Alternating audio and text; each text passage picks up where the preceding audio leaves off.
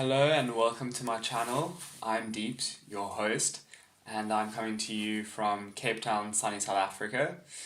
Thank you for joining me on this journey. My idea of this channel is to talk about all things relating to markets, stocks, things of that nature, and personal finance, and obviously any other topics that you, the audience, will find very useful or just something that you'd find entertaining.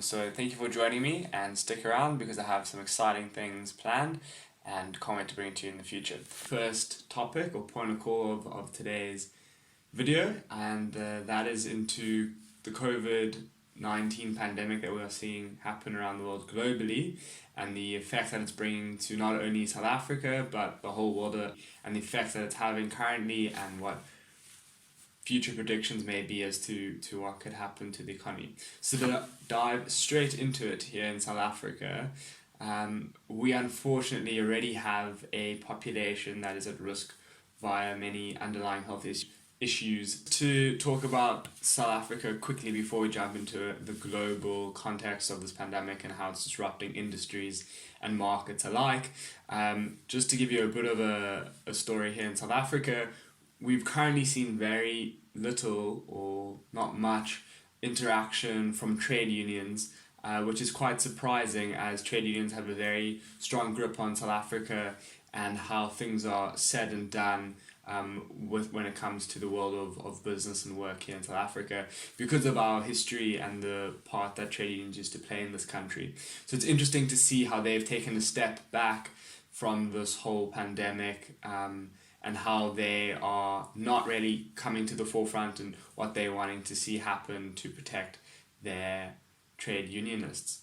Then jumping into what's happening to the economy, on that front, we are starting to see that unfortunately the Reserve Bank of South Africa is predicting a 6.1% shrinkage within the economy of contraction, and the IMF are speculating about 5.8%.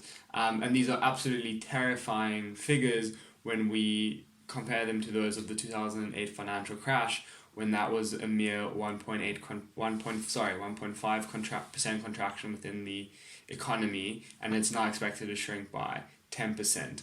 And for a country that has a high level and rate of unemployment, this is just going to add to that, where they're speculating another 1 million jobs will be lost, and therefore more unemployment, which therefore backs the reasoning of our current downgrade by the credit rating agency Moody's, which has downgraded us to junk, which is below investment level, which then obviously has deterred investors from wanting to come in and invest their resources and time and money into this country.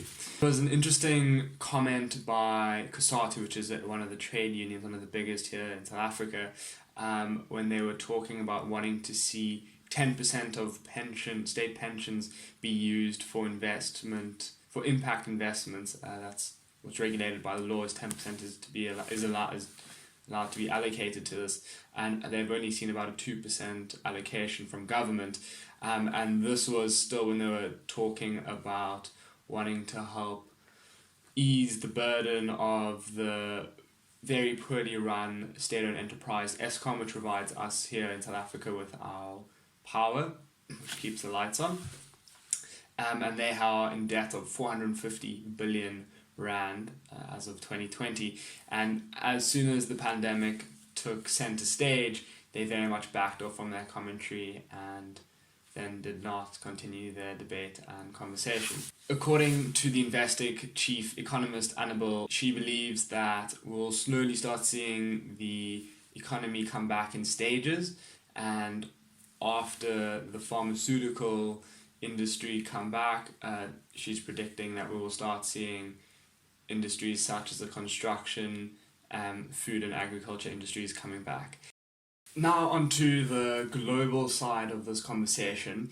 We've seen about 80% of the world, both in countries and economies, be taken into some form of restriction or lockdown, and this has obviously hindered global trade and economies shrinking by the day.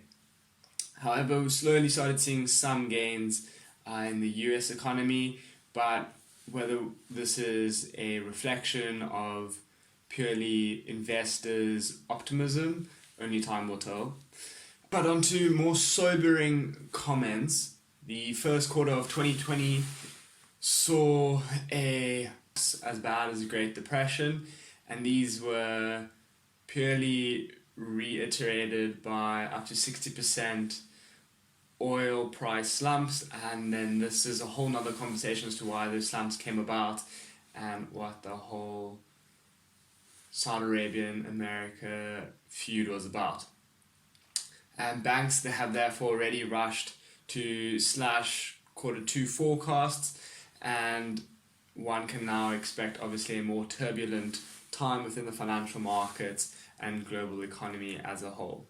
So do not think you'll be jumping on a plane, unfortunately, anytime soon and going to sip some nice cocktails on some Thai beach anytime soon.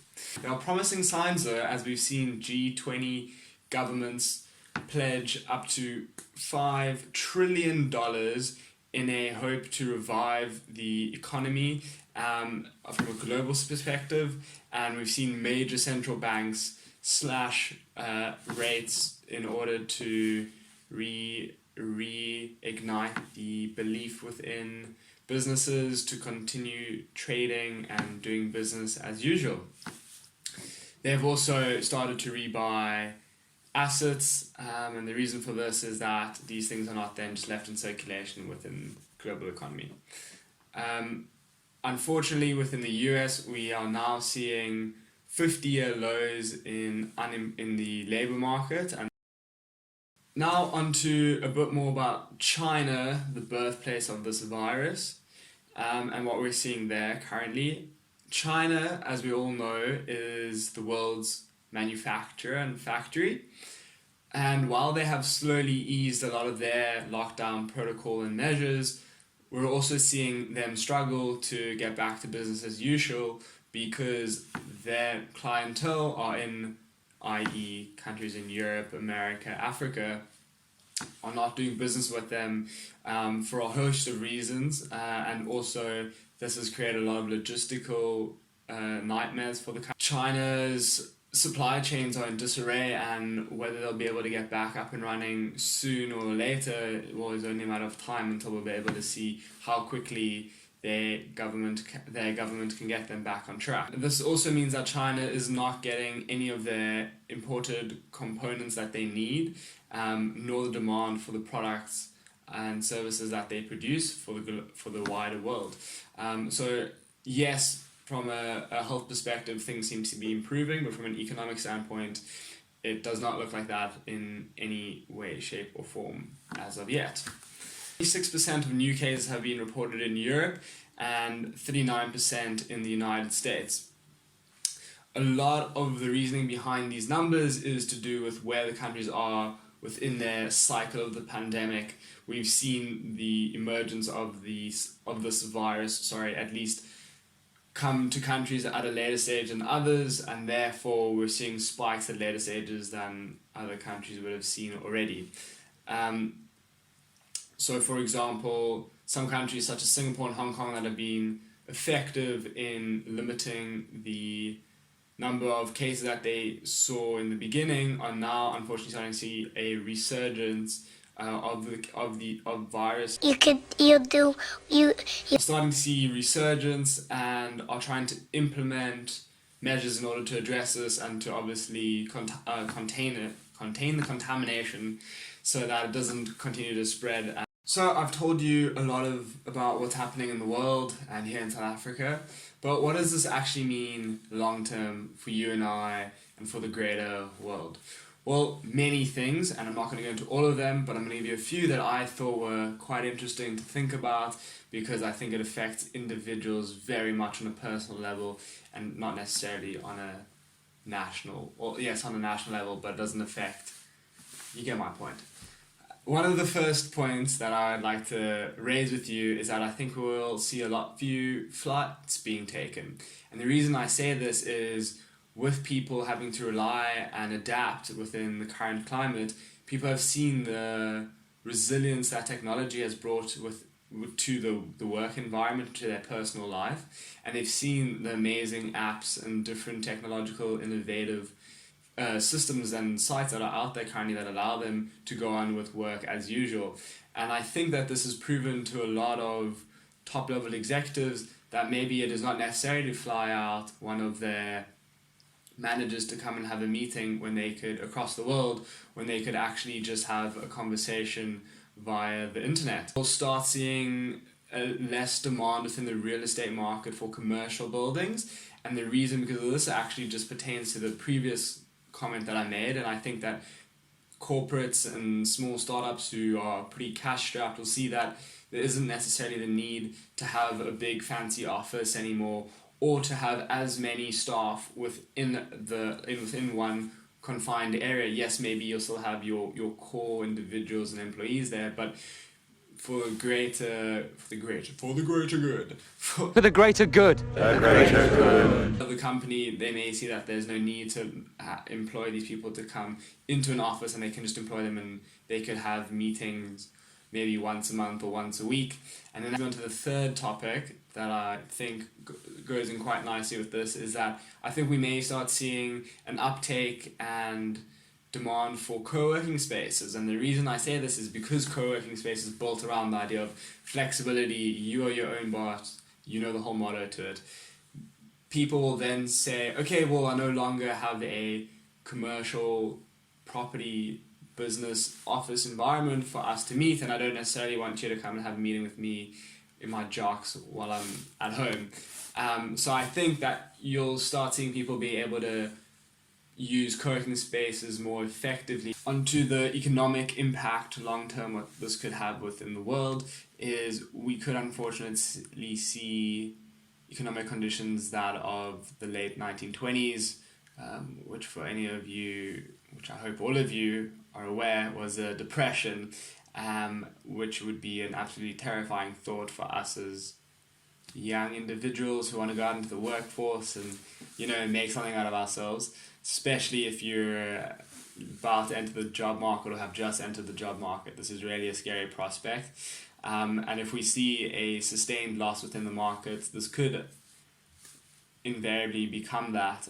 Hopefully it just becomes a recession, but if it's sustained for long enough, it could then very well become a depression. Unfortunately, I do believe that countries that rely quite heavily on the tourism industry as one of their primary economic pillars and for stimulation and economic growth, unfortunately these countries will definitely be seeing a recession, as people will be very hesitant to travel, and already the sustained impact that the pandemic has had on this industry is literally speechless. So as you can tell, there's a lot of impacts that this pandemic has had and will continue to have, and new things that we'll come to see as time goes on. We're also seeing a lot of countries start to relax their protocols and lockdown regulations, but is it really the best idea to do at the risk of people's health and safety, or for the betterment of restarting those economic engines? Only time will tell, and I'd love to hear what you guys think. This brings us to the end of episode 1, and I'd just like to thank you very much for joining me and sticking throughout the video. And I hope you enjoyed, and if you have any questions, I'd love to hear them, good or bad.